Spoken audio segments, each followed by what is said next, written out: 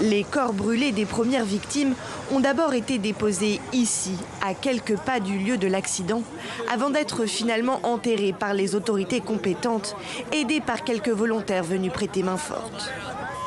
Vers 10 h samedi matin, un camion-citerne comportant à son bord pas moins de 60 000 litres d'essence est victime d'un accident sur la route qui relie la capitale Abuja à la ville de Kaduna, plus au nord.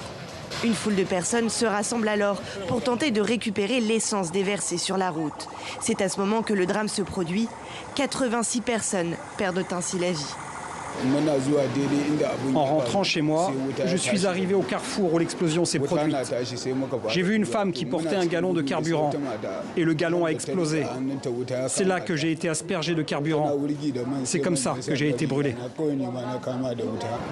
Ce type d'accident n'est malheureusement pas inédit au Nigeria. Enlisé dans une crise économique majeure, le pays connaît depuis un an une inflation supérieure à 30%. Inflation due notamment aux réformes économiques mises en place par le président Bola Ahmed Tinubu, au pouvoir depuis mai 2023. Parmi ces réformes, celle sur la fin des subventions pour les carburants cause de grandes difficultés à la population nigériane, faisant s'envoler les prix des denrées alimentaires, des transports et de l'essence.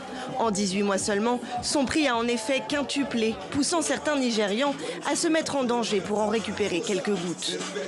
Face à ce nouveau drame, les autorités mettent en garde sur les risques du ramassage de carburant.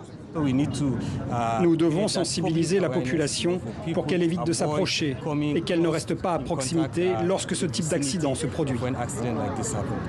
En octobre dernier, une explosion du même type a fait plus de 170 morts dans l'état de Jigawa, dans le nord du pays. Au cours de l'année 2020, ce sont plus de 530 personnes qui ont perdu la vie dans des accidents impliquant des camions-citernes. Des accidents qui, au-delà des pertes humaines et matérielles, causent aussi d'importants dégâts environnementaux.